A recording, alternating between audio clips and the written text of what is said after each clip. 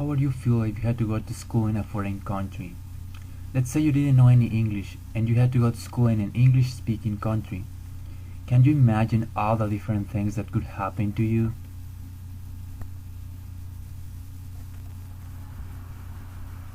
My name is Jairo Coronado. I was born in a very small town called Matehuala in Mexico, but I and my family moved to the United States when I was 17 years old. I was really excited of coming to the most popular country in the whole world. When we first got here, I felt like I didn't miss Mexico at all. I was just so happy for being here. It had only been 1 month since my family had moved to the United States, and my parents told me that I was going to start school in 1 week.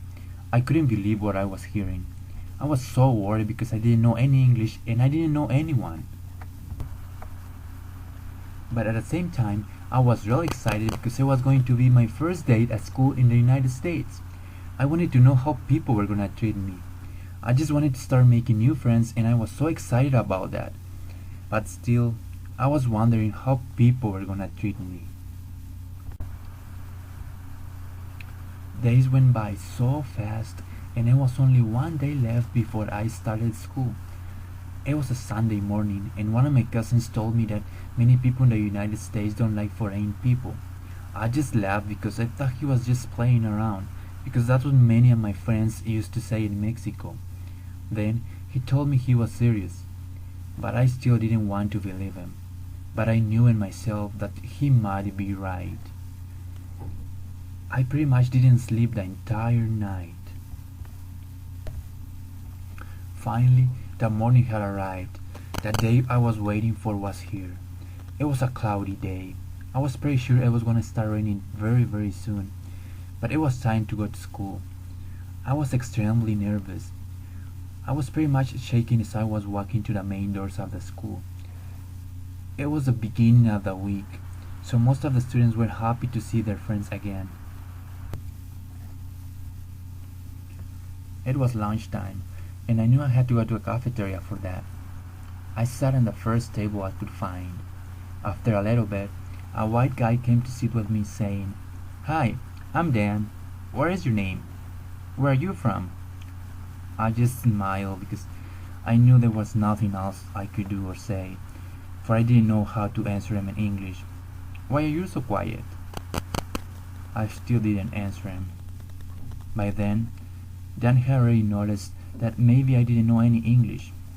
He knew some Spanish, so he started talking to me in Spanish. "¿Hablas inglés?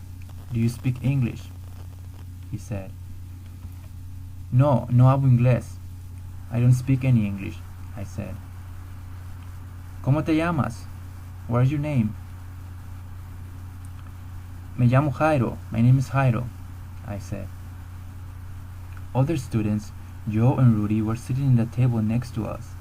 They seemed to be best friends. They noticed that I didn't know any English and I was a new student, so they decided to come to our table. I looked at the window and noticed that it was getting dark outside. But it was getting darker inside.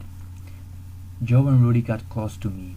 Joe, with a posture of a brave guy that thought he could do anything he wanted, came up to me and asked me, "What's your name, man?" I just stayed quiet and looked at Dan. "His name is Jairo," Dan said. "I'm not talking to you, man. I'm talking to him," Joe answered him back. "Where are you from?" he asked me again. "Leave him alone. He doesn't know any English. He's from Mexico," Dan said. Then Dan looked at his watch and noticed that it was time for him to go to his math class.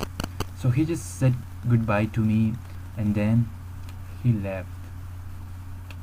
Then Joe, with an organic voice, said, "What? Did you hear that, Rudy?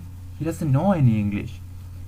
Then he looked at me, giving me this extremely bad look and saying, "What are you doing here if you don't know any English?" He said, "You should not be here in this country. Get out of here. Go back to your country. You're a ugly Mexican." I was so nervous. My face turned red. I didn't know what to do. I felt so desperate. I had a feeling that Joe was saying something bad to me, but I couldn't say anything because I couldn't understand what he was saying.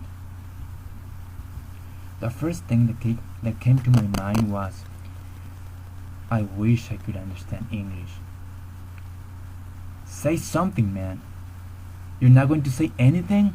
You're wet back. I still didn't say anything to him. Moreover, and with an ironic laugh, Joe came up with another idea. He told Rudy to write on a piece of paper what he had just told me. And Rudy did it right away. Like Joe, Rudy was also laughed while he was writing the note. Then Joe grabbed the paper and threw it to me, saying, "It's a present for you, dirty Mexican."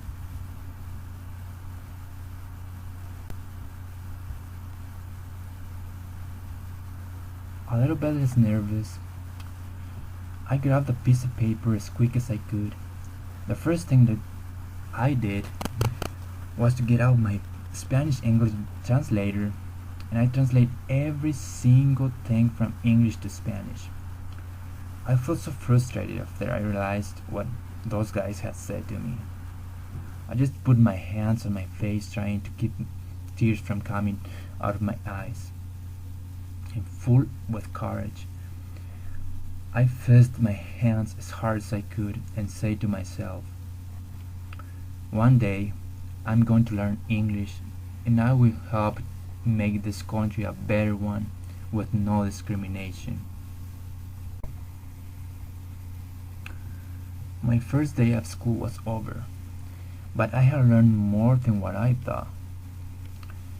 Going through this experience helped me realize how strong I was. I promised to myself that people, my English, or any other thing won't stop me from going after my goals. After 3:15 p.m., one day of school was over, but my dream of continuing my education wasn't. I'm stronger now, and I have learned that persistence always beats resistance. Therefore, I will never quit going after my dreams, because I can do it.